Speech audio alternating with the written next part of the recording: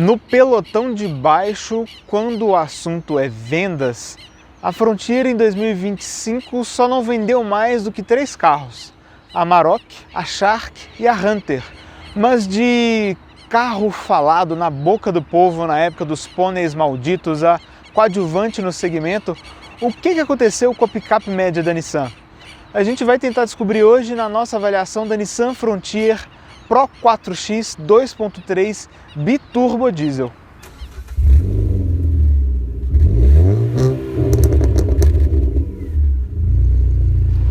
E se você for comprar um carro usado seminovo, não deixe de usar o serviço de consulta veicular da Olho no Carro. E com o cupom de desconto do DriveOn você ainda garante 15% de desconto em todas as consultas. Link na descrição do vídeo. A Frontier é vendida aqui no Brasil desde os anos 90 e essa geração chegou por aqui em 2017, recebendo um pequeno facelift com mudanças também em equipamentos para a linha 2023. O que é interessante comentar? Essa geração foi lançada lá fora em 2014, ou seja, ela é um pouco mais antiga. Em outros mercados, a Frontier se chama também Navara. Obviamente esse nome não ia ser aplicado aqui. Outras curiosidades bem interessantes. Esta geração da Frontier deu origem também à Mercedes-Benz Classe X, que quase foi lançada aqui, quase foi fabricada na Argentina, mas Mercedes e Nissan não conseguiram chegar a um acordo. A Mercedes Classe X foi um fracasso, inclusive em outros mercados, não chegou aqui e nos Estados Unidos a Nissan separou a Frontier do mercado internacional. Então em 2021, por lá, eles receberam uma geração que é totalmente diferente da vendida em outros mercados, inclusive aqui no brasileiro. Hoje, para a linha 2025, a linha é bastante simplificada em termos de versões e também motorização.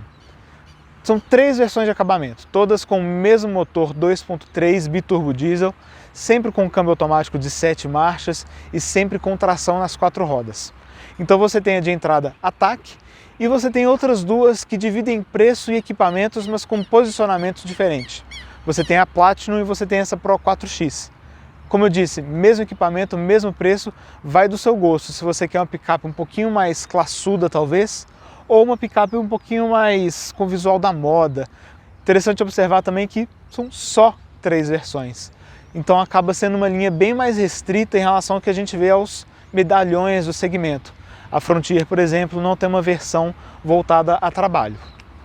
Só a Pro 4X tem esse visual diferenciado, com detalhes que misturam preto brilhante com esses tons de vermelho alaranjado no logotipo da Nissan, nos para-choques e também os retrovisores em black piano. Essa moldura com caixa de roda, mais uma vez com esse detalhe alaranjado que é muito bonito, muito interessante, mas não é um refletor, poderia ser. E também as rodas pretas. Lembrando, só a Pro 4X também tem essa escolha aqui de pneus. No caso aqui a gente tem Pirelli Scorpion ATR. A Platinum tem pneus um pouquinho mais meio a meio. As maçanetas também são em preto black piano. E esse carro aqui está com alguns acessórios. Por exemplo, essa capota aqui não é um item de série, assim como esse Santo Antônio. Então são acessórios que você pode colocar nas concessionárias da Nissan que vão complementar esse visual mais invocado, mais na moda da Pro 4X. E aqui, claro, você tem o nome da versão no adesivo bem impactante, com uma tipografia também bem arrojada, eu diria. Enfim, a gente tem um carro aqui que pode não ter o visual mais atualizado, mas que com essa decoração, especialmente essa cor aqui, esse cinza shark ou cinza rato, dependendo aí do seu gosto, acaba compondo um visual ainda interessante. O que não é tão interessante, porém, é o seu motor. Não que ele seja ruim, bem o oposto disso. Com tantos anos de mercado, a Frontier mais do que já comprovou a sua robustez. Mas o fato é que aqui a gente tem um motor razoavelmente fraco para essa faixa de preço.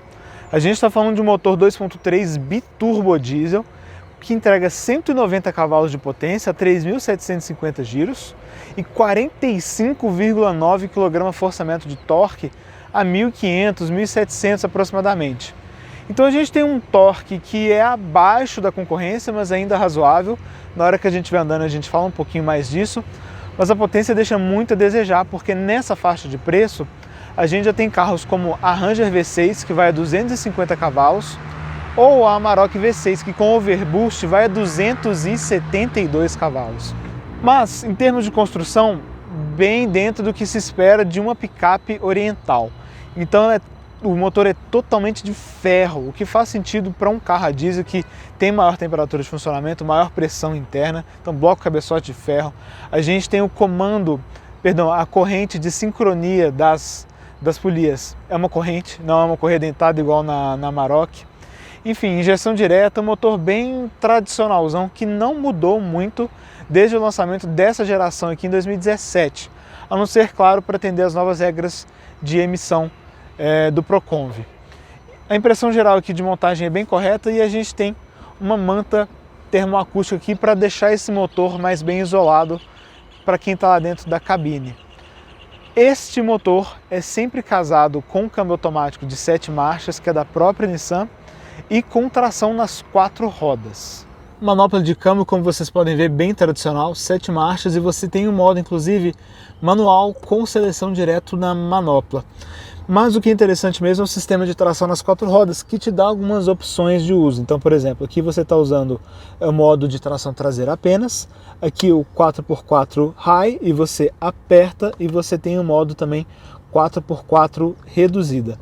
Aqui você também tem um seletor de modos de direção, isso reflete ali na tela do painel. Então você tem, por exemplo, o modo off-road, você tem o modo standard, você tem o modo reboque, o que é muito interessante para uma picape. O mercado americano se preocupa bastante com isso, inclusive. Você tem aqui o controle do assistente de descida, então você consegue programar a velocidade, soltar o freio e o carro desce de maneira automática. E você também tem aqui o controle desacoplamento da barra estabilizadora do eixo traseiro para te dar maior possibilidade em termos de uso off-road. O que é interessante também é a câmera 360, mas com algumas limitações, que é um recurso bem interessante para uso em manobras e também off-road, mas aqui com uma resolução muito limitada. Lembra até a Bruxa de Blair aí, para quem assistiu. Então olha, aqui por exemplo, eu estou com a câmera dianteira mostrando o ângulo que o carro iria, né? São linhas dinâmicas, mas como vocês podem ver, a resolução é muito ruim. Se eu boto a ré, muda para a câmera traseira. Se eu volto aqui para o parque ou para o drive, né? Volto aqui para a câmera dianteira, tem essa visualização aqui dos 4 lados do carro. E se você aperta de novo o botão câmera, ele te dá especificamente a visão do lado direito, do lado passageiro, né? Para que você possa encontrar um meio-fio mais fácil, uma baliza, alguma coisa assim. Mas é só. Aperta de novo, você desliga. Então é um recurso interessante, mas com uma aplicação aqui de hardware que é mas muito limitada. Por outro lado, a gente tem um pacote de segurança que é bem interessante e eu quero destacar os faróis, que são de LED com 4 projetores. Então você tem aqui 2 projetores para o baixo e também 2 para o alto. E tem esse efeito de duplo C aqui pro DRL que pessoalmente eu achei bem bonito. Luzes de neblina nós também temos, são luzes aqui em LED. Além dos faróis, a gente tem freios a disco nas 4 rodas, discos ventilados, o que não é comum na categoria. E apesar da idade do projeto, um pacote de assistência à condução bem relevante. Então a gente tem um carro que tem AEB, ele tem assistente de farol alto, ele tem detector de fadiga, ele tem detector de ponto cego, detector de tráfego cruzado e ele tem um assistente de permanência em faixa, que funciona de uma maneira bem interessante. Por quê? Esse carro não tem direção elétrica, só direção hidráulica, então ele não consegue atuar na direção. Ele identificando que você está passando da faixa, ele pinça os freios do lado oposto ao movimento para puxar o carro de volta. Ele não chegou a atuar aqui comigo, inclusive você pode desligar, lá dentro eu falo um pouquinho mais sobre isso, mas basicamente o que falta aqui é o ACC, porque nós também temos 6 airbags nessa versão Pro 4X. Então, frontais, laterais e também de cortina. Esse mesmo pacote você encontra na versão Platinum, lembrando que divide o preço e também o pacote de equipamentos com essa daqui. Em termos de dimensões, a gente tem uma picape média dentro da média.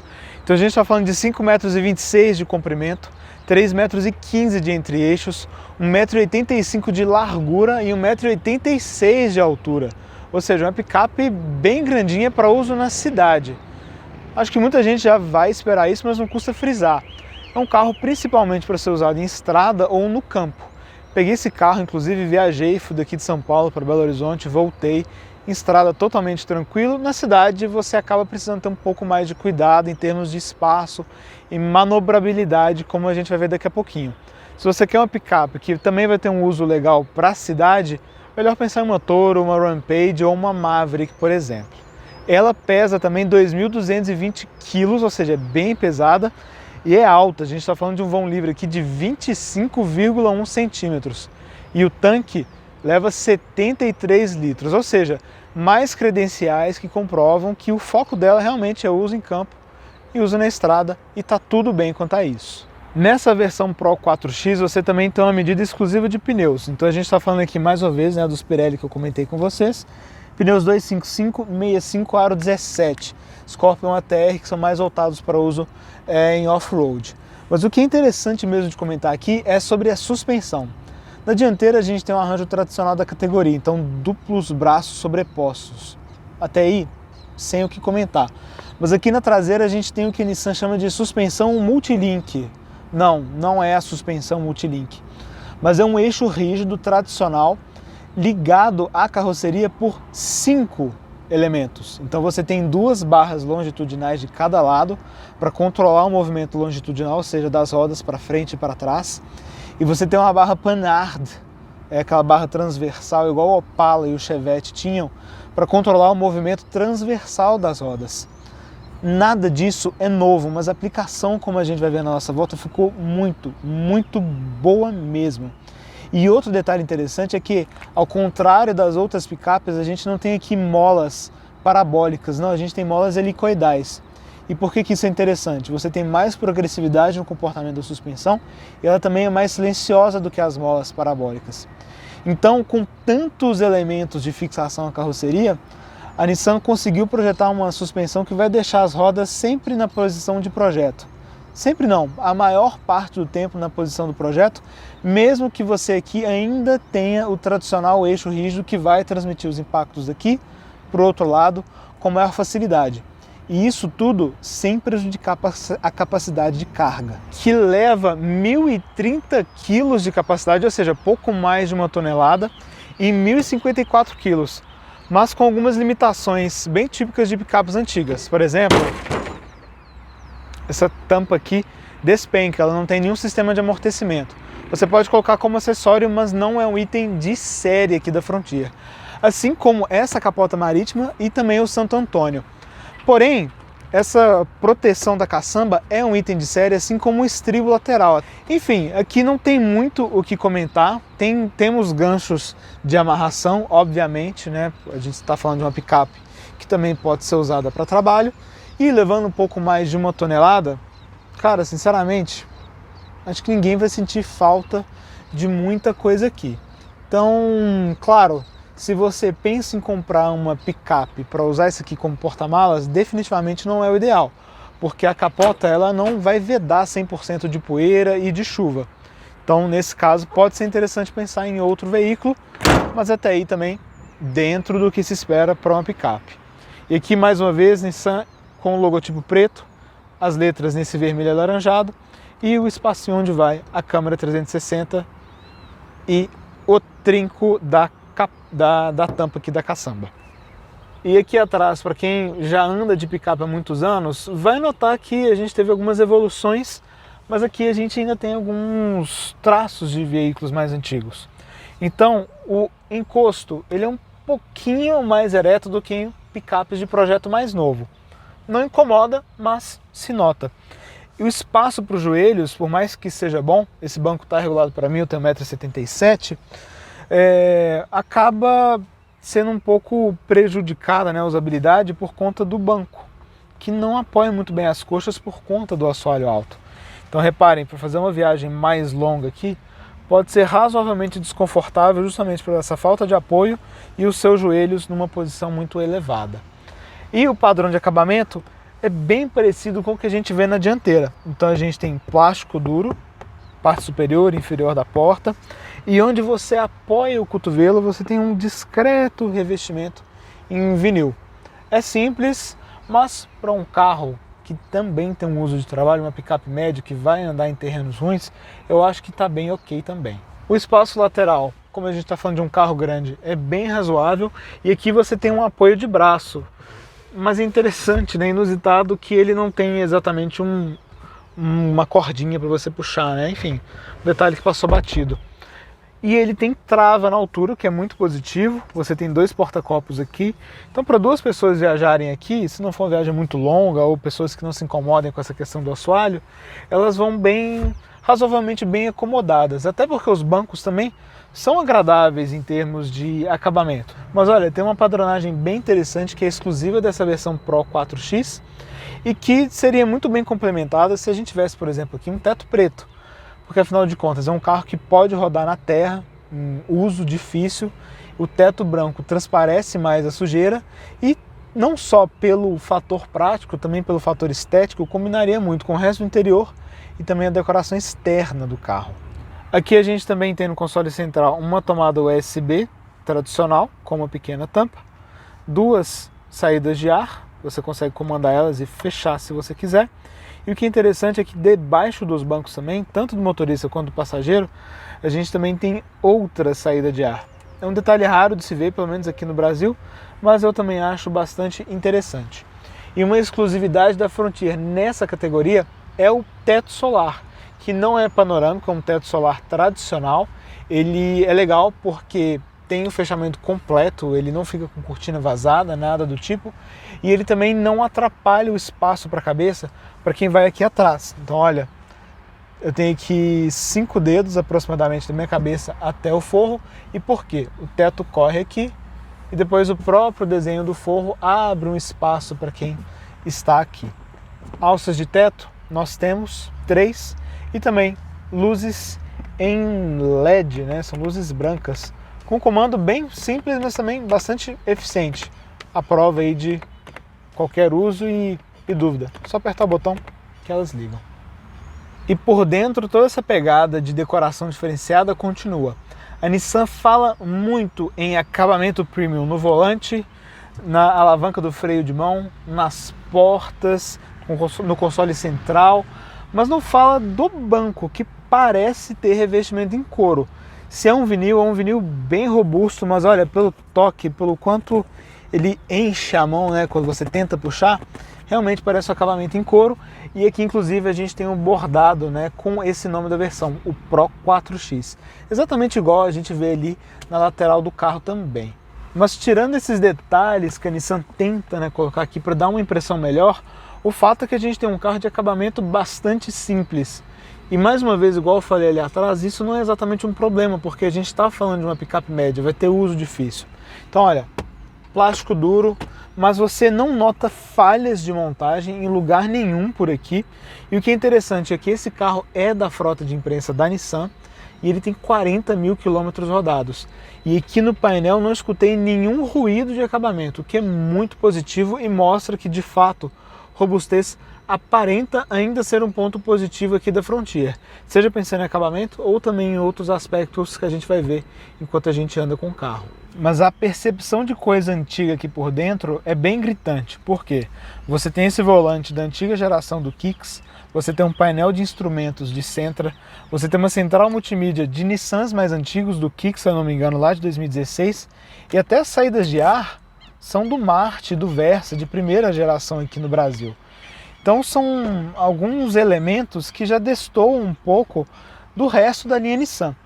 Outros detalhes que chamam a atenção também. Reparem que o comando dos vidros não tem a tipografia, né, os ícones em todos, e nem é iluminado em todos. Ele é iluminado só aqui para o do motorista, que inclusive tem comando automático só na descida e só para o motorista, e iluminado aqui também para retrovisores.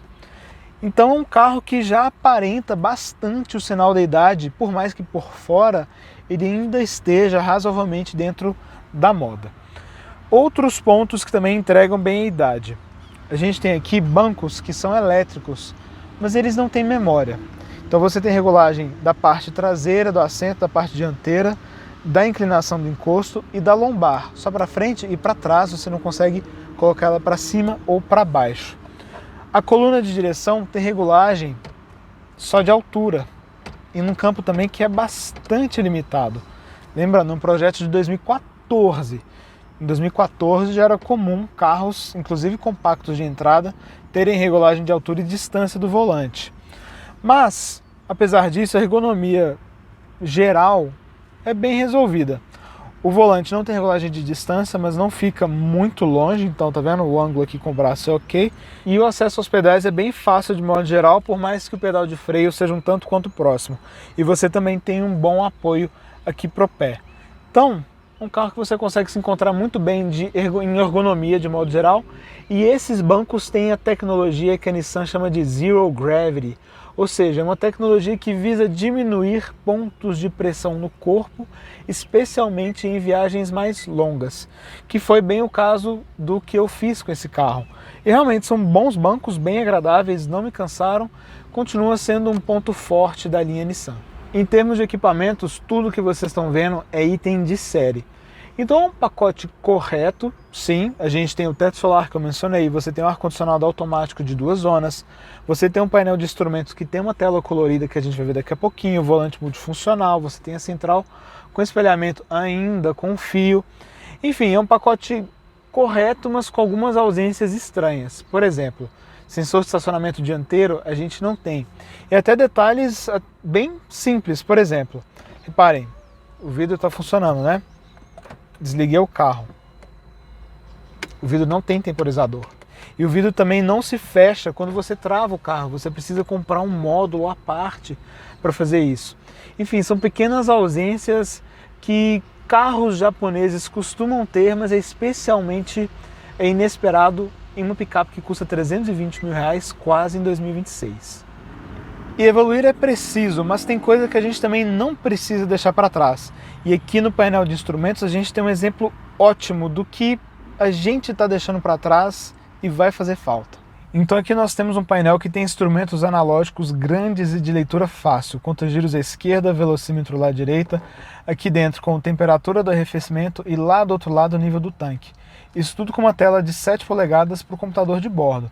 Então aqui a gente tem nessa primeira página, por exemplo, informação de velocidade e estação que você está escutando, velocidade e velocidade média do trecho que você está fazendo, e uma tela livre, se você quiser deixar vazia.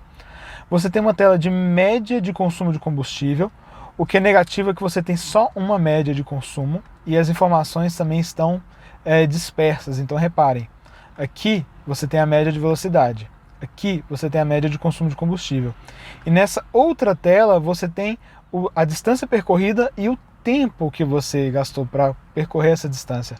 Você pode zerar eles individualmente ou todos. Faz mais sentido zerar todos. E você também tem aqui um indicador de pressão direta dos pneus. Então aqui a gente está com 35 nas 4. Informação de estação ou música que você está ouvindo. Uma configuração de alertas de condução, então você consegue, por exemplo, deixar ligado o alerta de faixa ou intervenção de faixa. Mesmo com ele ligado, ele não chegou a interferir aqui comigo. E o que é legal é que se você desliga, ele fica desligado, ele não se liga automaticamente toda vez que você liga o carro de novo. Você tem uma tela de avisos aqui, que eu estou com a porta traseira aberta, e uma tela de configurações, que você consegue configurar as assistências à condução, configurações do modo eco, indicador de pressão direta dos pneus, manutenção, personalização da tela. Então um painel de visualização muito boa. Esses instrumentos analógicos são sempre fáceis, ótimos de se ler, mas o ponto de atenção, pelo menos nessa unidade específica aqui, que pode ter relação com a quilometragem e o desgaste dos pneus, é que a velocidade, o velocímetro tem um erro muito grande. Então a 110 por hora no painel, você está na realidade a 102, 103 por hora de acordo com o Waze. Então um ponto que pode ser dessa unidade por conta desses fatores, mas que vale a pena ser comentado também. O que é legal também é que a gente tem comandos físicos para tudo. Então olha só, a gente tem um botão aqui de menos e mais para regular o brilho do painel. Eu não lembro a última vez que eu vi isso em um carro, talvez tenha sido até em um Nissan. A gente tem botão para alternar o odômetro parcial ou integral, você pode zerar por aqui também. Regulagem de altura do farol, desligar o controle de tração, aqui referente aos sistemas de auxílio à condução e também comandos 100% físicos no volante. Algumas marcas estão deixando isso para trás até aqui. Comandos físicos também para o ar-condicionado, que lembrando é de 2 zonas, de uso também bastante fácil. Como vocês podem ver, basta selecionar a temperatura desejada aqui, você tem um modo duplo ou sincronizado, fica sua preferência, botão fácil para ligar e desligar. E também comandos físicos na central, olha, volume, faixa, música, atalhos para a câmera, passar a faixa, regular o brilho. Mas, infelizmente, os pontos positivos da central, eles morrem nisso. Espelhamento sem fio, não temos. Você ainda precisa do cabo, seja para Apple CarPlay ou Android Auto. E a qualidade do som também deixa bastante a desejar. E como você já deve ter notado, espaço para deixar o celular aqui no meio a gente não tem. Aqui cabe uma carteira. Aqui nas laterais você pode até colocar a chave presencial do carro, mas o celular mesmo não cabe em nenhum lugar aqui. Aqui a gente tem um sistema operacional antigo, você consegue notar isso pela iconografia geral e pela velocidade, olha. Então você não tem recursos de conectividade aqui como em carros da Stellantis ou da Volkswagen, não. E nem grandes opções de personalização. Você consegue customizar esse menu inicial, né, escolher quais informações você tem aqui, mas para nisso. A câmera, como eu mostrei para vocês mais cedo, deixa muito a desejar em resolução. Em termos de configuração, você também não tem muita coisa. Som, volume de sinais, relógio e, uau, aplicativos. Apple CarPlay e Android Auto. Enfim, ela deixa a desejar também na qualidade de som, como eu comentei. Testei várias regulares aqui e nenhuma agradou. E a qualidade da tela é só razoável. Reparem como a definição não é das melhores. As cores são apenas ok. Mas a velocidade aqui do espelhamento é bem justa. E como a gente está usando o cabo, a incidência, né, de problemas de conexão aqui é bem menor. Pelo menos nesses 1.200, 1.300 km com o carro até agora, a gente não teve falha de conexão em momento absolutamente nenhum. Então, como vocês podem ver, a Frontier já sente bastante os sinais da idade. A gente tem um projeto aqui que é de 2014 e picapes médias geralmente têm um ciclo de vida mais longo. Mas justamente por isso, passam por renovações razoavelmente significativas ao longo de sua vida. Algo que ainda não aconteceu com a Frontier, pelo menos quando se fala em conectividade e aspecto interno de modo geral.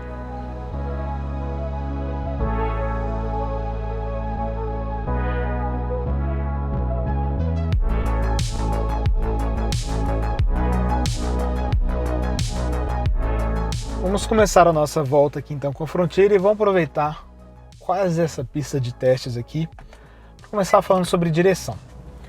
Vamos lá, a direção tem uma particularidade, duas na verdade. Primeiro, a assistência dela é hidráulica, então ela tem um certo peso, mas sinceramente ela não é mais pesada do que era uma direção eletrohidráulica de um Logan, por exemplo. Acho que para uma picape está bem razoável, mas a direção hidráulica, mesmo entre picapeiros, já começa a perder um pouco do seu apelo. O que é particularmente estranho, porém, é que desde os anos 70, às vezes até 60, dependendo do carro que a gente está falando, o padrão de direção é pinhão por cremalheira, ou seja, né, vai o pinhão na cremalheira e vai virando a direção. Aqui a gente tem um sistema que é o mesmo da Kombi, ou seja, setor e rosca sem fim. Então com isso a gente tem uma folga no centro da direção que é muito perceptível mesmo. Isso em velocidades de estrada acaba te obrigando a fazer correções constantes para manter o carro em linha reta. E esse nem é o pior ponto, porque com essa folga na direção e essa relação bem desmultiplicada aqui da Frontier, em sucessões rápidas de curvas, você precisa tomar um cuidado, porque você vai ter uma zona morta aqui, então você não consegue fazer uma transição de peso muito rápida. Óbvio que picape não é para dirigir esportivamente, meu ponto nem é esse. Mas é comum em rodovias, dependendo, né, da situação que você está usando, você ter esse tipo de situação. E acaba que a Frontier incomoda um pouco nesse sentido. Você precisa tomar as curvas com mais cuidado do que você espera por conta disso. E reparem também que o diâmetro de giro é ok. A gente está falando aqui de 12,6 metros para completar uma volta. Mas olha quantas voltas a direção dá. Ela vai completar agora. Repararam até o efeito de centralização, né? Mas ela completou uma volta e ela precisa de 3,4 voltas de batente a batente, né, para completar o giro. Então acaba que em situações de manobra, vamos supor, por exemplo, você está no estacionamento muito apertado e precisa ajeitar o carro numa vaga. Viu? Você precisa de muitas voltas. A sensação aqui, às vezes, até de estar manobrando o Titanic. Enfim, é uma limitação aqui da Frontier que não se justifica pela idade do projeto. Em 2014, os carros já não tinham mais direção por rosca e setor. Então é um ponto que chama bastante atenção negativamente. Outra coisa que chama atenção, que poderia ser melhor, é o desempenho. Então, em baixa, como a gente está aqui agora, você repara que a Frontier é um carro, um veículo, melhor dizendo, de saída fácil. Porque a gente tem um torque de 45 kgfm, já ali é 1500, 1750. O câmbio é muitíssimo bem programado para deixar o motor sempre nessa faixa. E ele faz trocas com uma velocidade, às vezes, até surpreendente para um carro a diesel. Então você nota que chega a 2.000, 1.900 e faz uma troca rápida, com muita qualidade. Você não nota indecisão do câmbio, então a programação notavelmente está muito boa.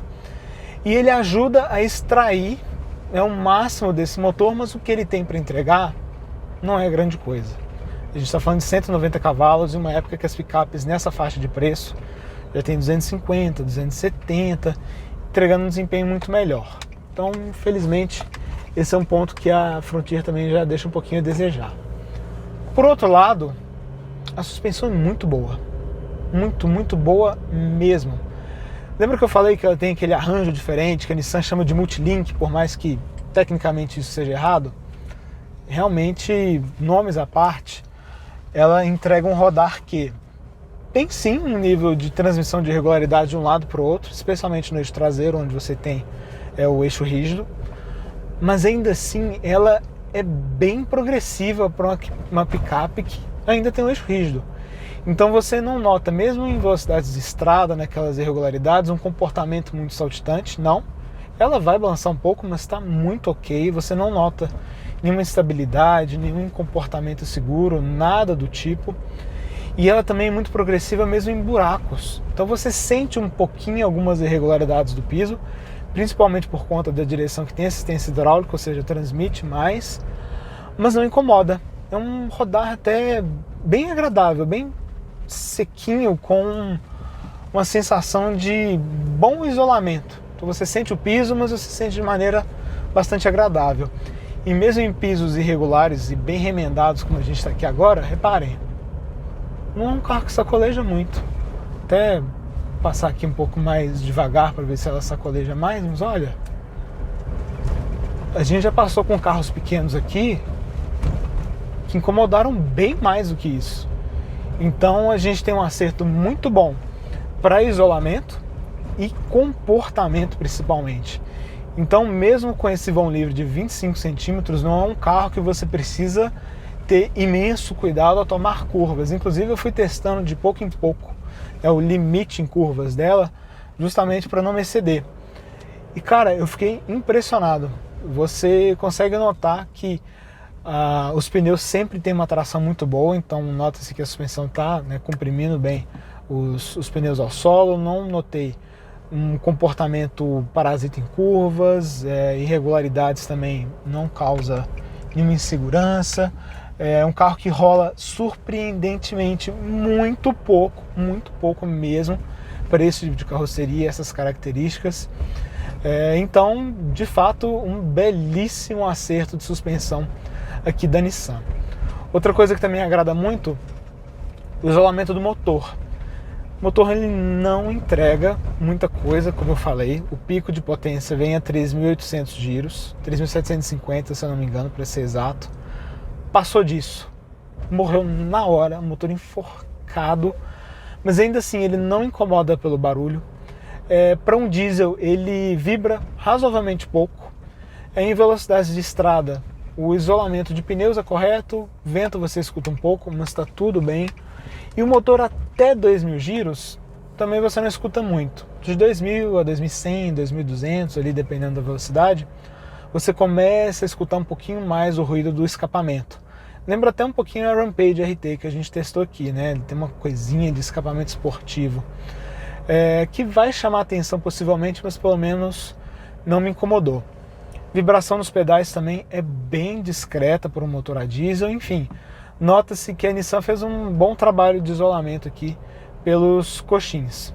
De fato, só a direção que transmite mais dos impactos do que o esperado.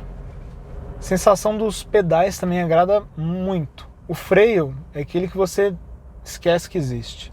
Muito bem dosado, inclusive é interessante que a tendência de aquele escorregamento, né, em cima do eixo e afundar a frente é bem controlada aqui na Frontier. Você obviamente sente, mas menos do que esperado.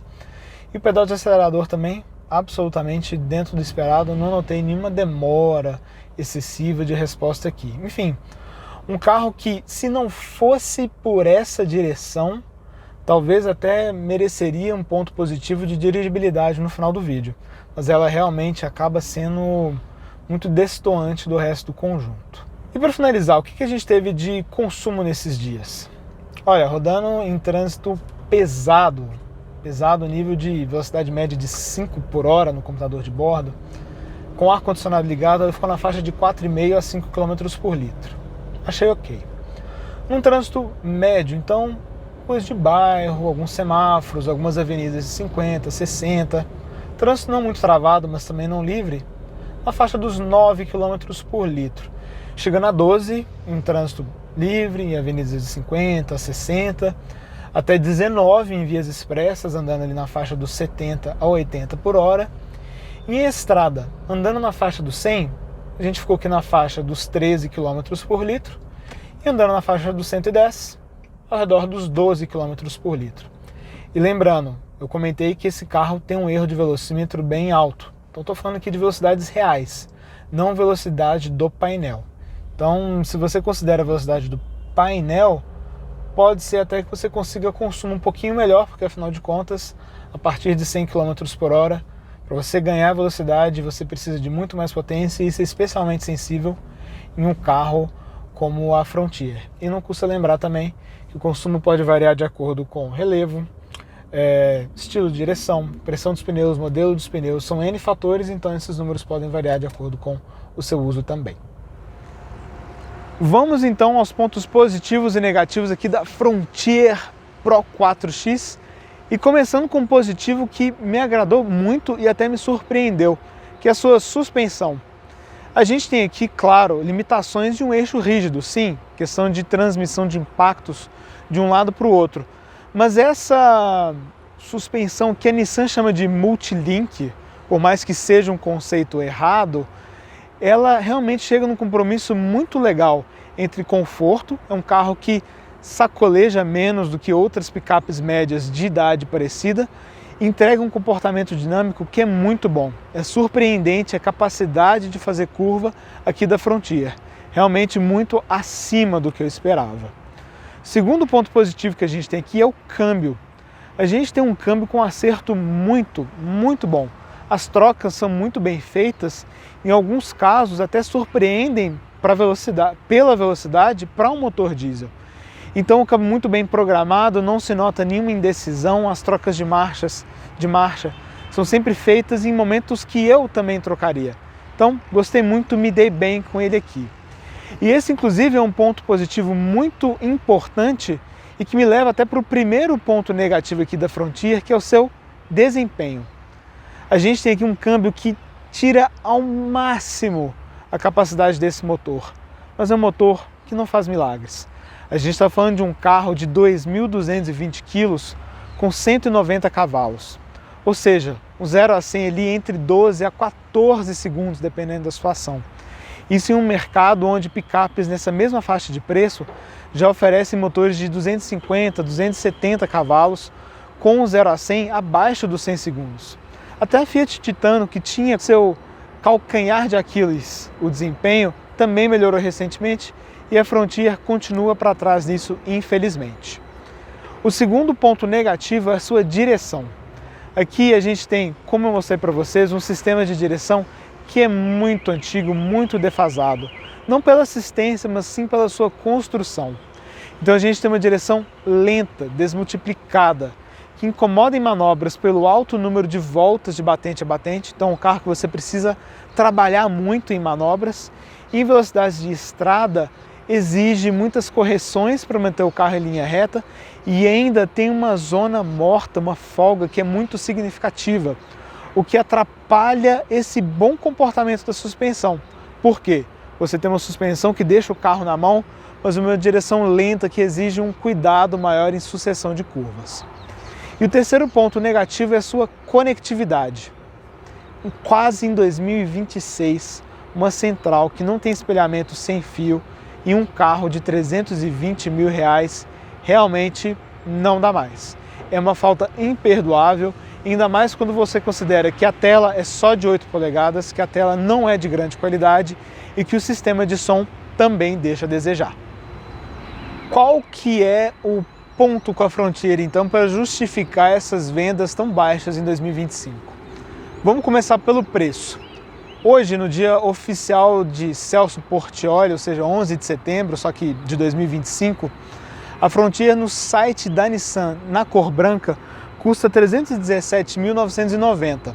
Ela não tem opcionais, mas o preço pode variar de acordo com a cor. Esse cinza Shark aqui vai a R$ 320.190.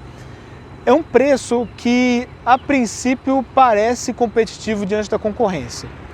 Ela é mais cara do que a Fiat Titano, mas ela é mais barata do que as versões topo de linha de Amarok, Hilux, S10 e Ranger, que vão ficar ali na faixa dos 340 a 360 mil reais.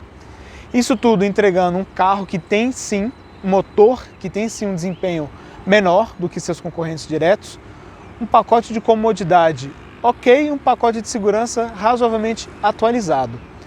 Então a Nissan de fato parece ter colocado a Frontier numa faixa de preço onde ela talvez não tenha muitas concorrentes diretas quando se pensa em versões topo de linha. Mas ainda assim, se você gosta da Frontier e quer levar uma para casa, a rede Nissan está trabalhando com descontos bem generosos para esse carro. Então, assim como virou lugar comum de fala aqui no canal nesses últimos dias, quer uma, negocie. Pelo preço de tabela é um pouco difícil, com negociação fica mais interessante. Isso tudo porque, no final das contas, a Frontier não é ruim, longe disso. Ela é principalmente vítima das circunstâncias. É um carro já um pouco antigo, em um mercado que é feroz, cheio de concorrentes atualizados e que também tem grandes clubes. Tem a galera da Hilux, da Ranger, da S10 e a Frontier talvez ainda não tenha reencontrado o seu público. Mas ainda continua sendo um carro bastante agradável, mesmo que tenha alguns pontos que precisem melhorar para ela ganhar um pouco mais de relevância nessa categoria. Pontos estes que só devem mudar assim que ela receber uma nova geração. E assim a gente encerra a nossa avaliação aqui da Frontier, a primeira picape média em algum tempo que a gente avalia. Agora a gente vai fazer uma sequência para revisitar esses carros. Deixe aqui nos comentários quais picapes médias vocês querem ver por aqui. E a gente se vê no próximo sábado ao meio-dia com mais um vídeo aqui no Drive On. E aí, gostou do vídeo? Então não deixe de se inscrever no canal clicando no ícone preto e também não deixe de conhecer o nosso canal de vídeos internacionais clicando no ícone branco.